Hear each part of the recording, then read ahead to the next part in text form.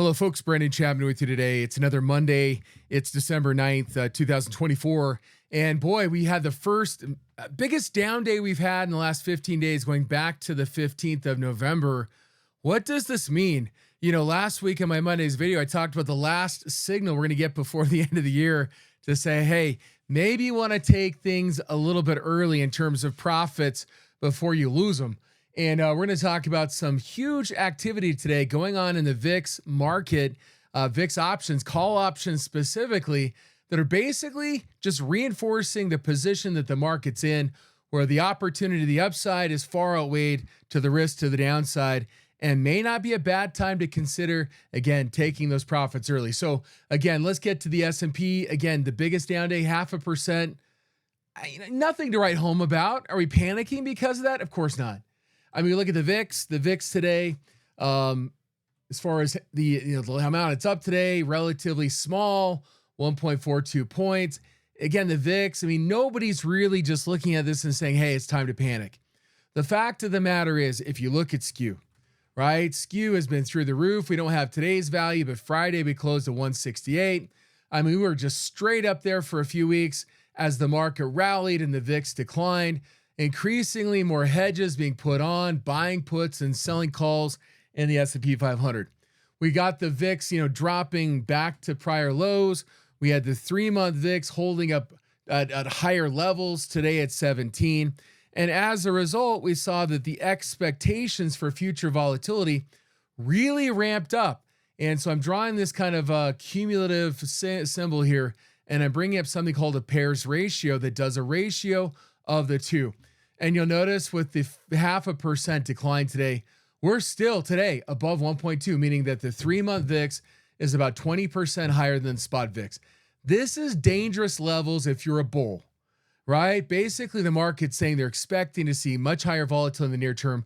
Again, this is all stuff we talked about last week and why it's a good time to take profits and hedge. But look at today.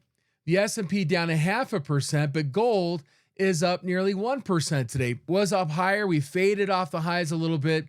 If you look at the Chinese markets, FXI, et cetera, FXI through the roof. Basically, China's economy's faltering. They're trying to throw more stimulus at it, just like we saw back here.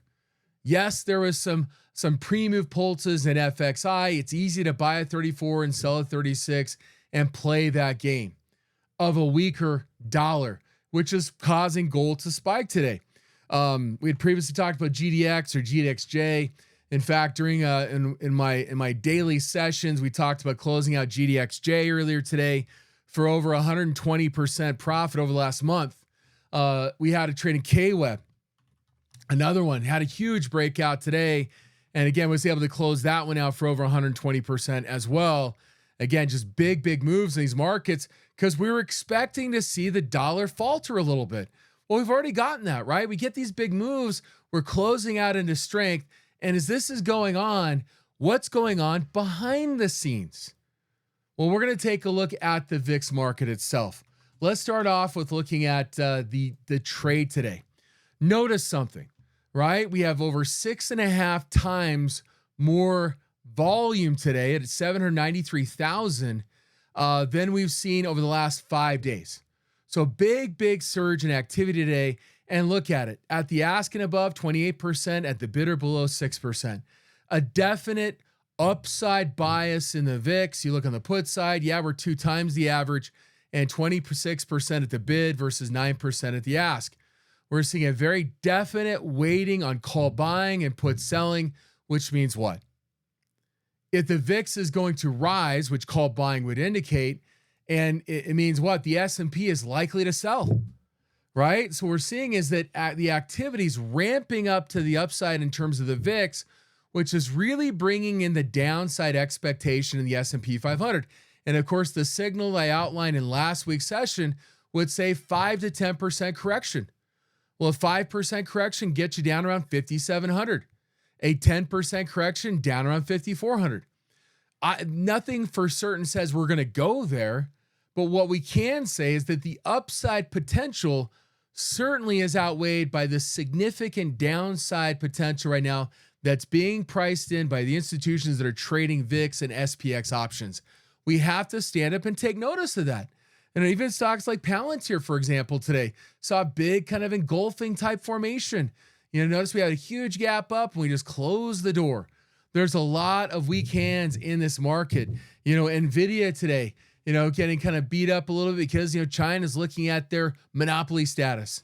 The reality is this is a really rough market right now if you're wanting to just stay long in very high beta, high implied volatility stocks. Okay. This is a great opportunity to look to take profits. Yes, there are some opportunities. I went over some opportunities today in stocks like Pepsi, for example, and other names that are poised, that we saw some pulses in. Kraft Heinz. Again, these are consumer staple stuff, right? Big moves in these.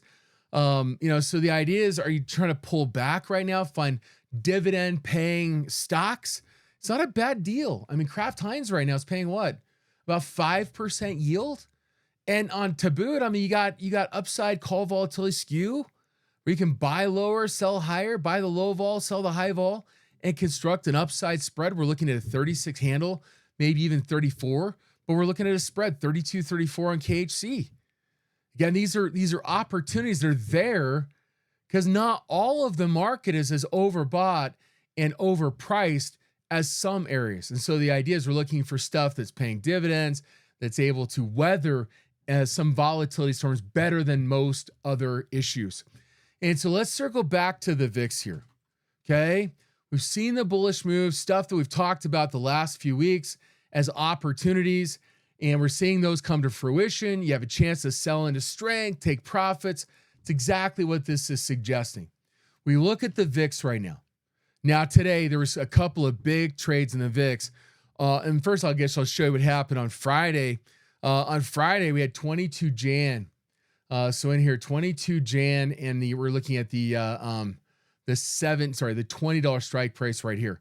So most of that open interest was put on last Friday. So we've risen a little bit up 1.42, and look what's happening today at the 22 strike. Okay. We're seeing a big surge in call buying at the 22 strike. Last week, we talked about buying the 20s on Friday and buying the 20s and selling the 30s out here. You're basically buying 126% vol and you're selling 160 vol. Okay. VIX goes to 30. If you can get $7 out of that, $6, $7 out of that spread, great. This is a great kind of filler hedge or a trade. And again, we're seeing it ramp up again today at the 22 strike for 22 Jan 25 for next year. Again, this is big stuff, right?